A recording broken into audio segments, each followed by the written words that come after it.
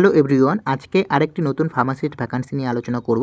তোমরা যে পিডিএফটা দেখতে পাচ্ছ, নোটিফিকেশনটা দেখতে পাচ্ছ, এটা আমি হোয়াটসঅ্যাপ এবং টেলিগ্রামে প্রোভাইড করে দিব, তোমরা গিয়ে দেখে নিতে পারবে। ওকে, এখন তোমাদের আমি দেখাচ্ছি এখানে যে ডেটটা দেখতে পাচ্ছ 25/3/2026, এই ডেটে কিন্তু এই নোটিফিকেশনটা রিলিজ হয়েছে। ওকে, এবং এখানে হচ্ছে অ্যাডভার্টাইজ নম্বর রয়েছে এবং ওয়াক ইন ইন্টারভিউর মাধ্যমে কিন্তু নিয়োগ করা হবে, যেটা হচ্ছে হোমি ভব cancer hospital and research centre পাঞ্জাবের তরফ থেকে এই ফার্মাসিস্ট ভ্যাকান্সিটা এসেছে, যেটা কিন্তু তোমাদের ইন্টারভিউর মাধ্যমে নিয়োগ করা হবে। রিপোর্টিং টাইম রয়েছে 9:30 AM to 11 AM। Okay, reporting time এবং কবে ডেটটা ইন্টারভিউ হবে সেটাও তোমাদের বলে দিচ্ছি। ওকে, এবং এই unit of TMC a grade in 8 institute department of atomic energy government of ইন্ডিয়ার তরফ থেকে। Okay, Homi Bhabha cancer hospital and research centre, new Chandigarh, Punjab. Okay, এখন যদি তোমরা নিচের দিকে আসো তাহলে এখানে দেখতে পারবে যে এক হচ্ছে ল্যাবরেটরি অ্যাসিস্ট্যান্ট পদে কিন্তু নিয়োগ করা হচ্ছে, 2 নম্বর হচ্ছে ফার্মাসিস্ট। ওকে,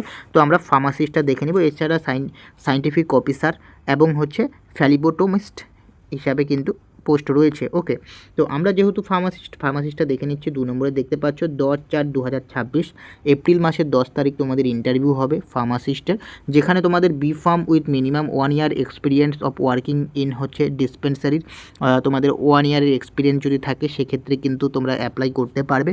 এবং pharmacy of hospital having minimum 100 বেডের যদি কোনো হসপিটালে যদি তোমাদের 1 ইয়ারের এক্সপিরিয়েন্স থাকে সেক্ষেত্রেও কিন্তু অ্যাপ্লাই করতে পারবে। আর যদি ডিপ্লোমা ইন ফার্মাসি ক্যান্ডিডেট হয়ে থাকো, ডি ফার্ম ক্যান্ডিডেট হয়ে থাকো, তাহলে কিন্তু 3 ইয়ারের এক্সপিরিয়েন্স লাগছে। ওকে, ডিসপেন্সারির অথবা 100 বেড হসপিটালের এক্সপিরিয়েন্স লাগছে। ওকে, তাহলে কিন্তু তোমরা অ্যাপ্লাই করতে পারবে। এখানে কিন্তু কোনো ফ্রেশার ক্যান্ডিডেট অ্যাপ্লাই করতে পারবে না, বি ফার্ম এবং ডি ফার্ম দুজনেই। ওকে, এবং তোমাদের এখানে টোটাল পোস্ট রয়েছে 3টা পোস্ট রয়েছে। স্যালারি দিবে হচ্ছে 27,000 থেকে 30,000 টাকার মধ্যে তোমাদের স্যালারি থাকছে।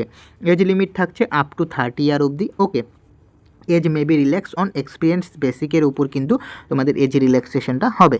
এখন হচ্ছে কিভাবে তোমাদের নিয়োগ করা হবে তোমাদের বলে দিচ্ছি। এখানে ইন্টারভিউ মাধ্যমে নিয়োগ করা হবে, বাট যদি ক্যান্ডিডেট যদি সংখ্যা বেড়ে যায় সেক্ষেত্রে কিন্তু এমসিকিউ টেস্ট নেবে তারা। ওকে, সেক্ষেত্রে এমসিকিউ টেস্ট নেবে। এবং তোমরা যে ইন্টারভিউ দিতে যাবে, ওকে, তো ইন্টারভিউ দেওয়ার জন্য এইখানে তোমাদের অ্যাড্রেসটা দিয়ে দিয়েছে, এই অ্যাড্রেসে গিয়ে তোমাদের ইন্টারভিউ দিতে হবে। এবং তোমাদের যে সমস্ত ডকুমেন্ট নিয়ে যেতে হবে ইন্টারভিউর ক্ষেত্রে, সেক্ষেত্রে হচ্ছে 2 copy recent passport size photography নিয়ে যেতে হবে, যেটা ম্যান্ডেটরি। ওকে, নেক্সট হচ্ছে তোমাদের ডেট অফ বার্থ সার্টিফিকেট নিয়ে যেতে হবে, অর্থাৎ ডেট অফ বার্থ প্রুফ নিয়ে যেতে হবে। যদি তোমাদের ডেট অফ বার্থ সার্টিফিকেট থাকে, সার্টিফিকেট না হলে স্কুল লিভিং সার্টিফিকেট অথবা এসএসসি পাসিং সার্টিফিকেট, অর্থাৎ তোমাদের মাধ্যমিকের অ্যাডমিট কার্ডও যদি তোমরা নিয়ে যাও সেক্ষেত্রে কিন্তু হবে। এবং এডুকেশনাল কোয়ালিফিকেশন হচ্ছে marksheet and passing certificate for final examination. Okay, marksheet with তোমাদের যে পাসিং সার্টিফিকেট নিয়ে যেতে হবে। ডিপ্লোমা হলে ডিপ্লোমা পার্ট 1 পার্ট 2 তোমাদের রেজাল্ট উইথ সার্টিফিকেট। অ্যান্ড যদি বিফার্ম হয়ে থাকো, বিফার্মের যে টোটাল 8টা সেমিস্টারের রেজাল্ট উইথ সার্টিফিকেট। ওকে, যদি তোমাদের এক্সপিরিয়েন্স সার্টিফিকেট থাকে সেক্ষেত্রে এক্সপিরিয়েন্স সার্টিফিকেট তো নিয়ে যেতেই হবে। ওকে, এবং তুমি যদি কারেন্ট এমপ্লয়মেন্ট হয়ে থাকো, কোনো জায়গায় যদি জব থাকো সেক্ষেত্রে তার লেটেস্ট পে স্লিপ নিয়ে যেতে হবে অথবা অ্যাপয়েন্ট লেটার নিয়ে যেতে হবে। Okay, appoint letter and latest pay slip নিয়ে যেতে হবে। এবং তার সাথে সাথে তোমাদের একটা আইডেন্টি কার্ড নিয়ে যেতে হবে, যেখানে প্যান কার্ড এবং আধার কার্ড দুটোই বলছে, তোমরা দুটোই নিয়ে যেতে হবে। এবং এখানে বলছে যে দেখো এই সমস্ত ডকুমেন্টগুলো নিয়ে যেতে হবে, যেগুলো কিন্তু তারা ইন্টারভিউর সময় কিন্তু ভেরিফিকেশন করবে। এবং এখানে আর একটা লেখা রয়েছে, in case the more candidate, যেটা বললাম MCQ test will be conduct and eligible candidate will be short listed for the interview accordingly. যেটা হচ্ছে তোমাদের যে সমস্ত যদি ক্যান্ডিডেটের সংখ্যা বেশি হয়ে যায় সেক্ষেত্রে প্রথমে এমসিকিউ টেস্ট নেবে, তারপর হচ্ছে একটা এলিজিবিলিটি ক্যান্ডিডেট যারা এলিজিবল করবে তাদের একটা শর্ট লিস্টেড ইন্টারভিউ লিস্ট বের করবে। ওকে, তো এইভাবে কিন্তু নিয়োগ করবে। এবং এখানে কিছু আরও জেনারেল ইনস্ট্রাকশনগুলো দেওয়া রয়েছে, এগুলো তোমরা একটু দেখে নেবে, আমি এটা হোয়াটসঅ্যাপ এবং টেলিগ্রামে দিয়ে দেবো। ওকে, এবং তোমাদের এখানে আরেকটা যেটা রয়েছে, in case any query please contact, এই যে মেলটা দিয়ে দিয়েছে এবং কন্ট্যাক্ট নম্বর দিয়ে দিয়েছে।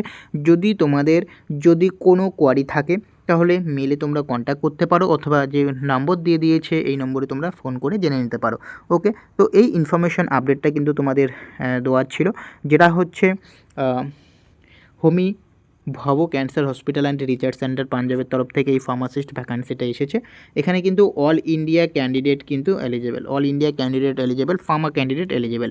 তো তোমরা যারা এটা অ্যাপ্লাই করতে চাও অবশ্যই করতে পারো।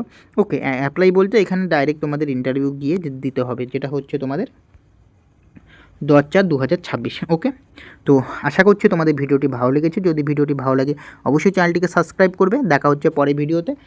এবং তোমরা যারা যারা এখনও অবধি হোয়াটসঅ্যাপ এবং টেলিগ্রামে জয়েন্ট হওনি অবশ্যই কিন্তু হোয়াটসঅ্যাপ এবং টেলিগ্রামে জয়েন্ট হয়ে যাবে। ওকে, তো আজকের ভিডিওটি এখানে শেষ করছি।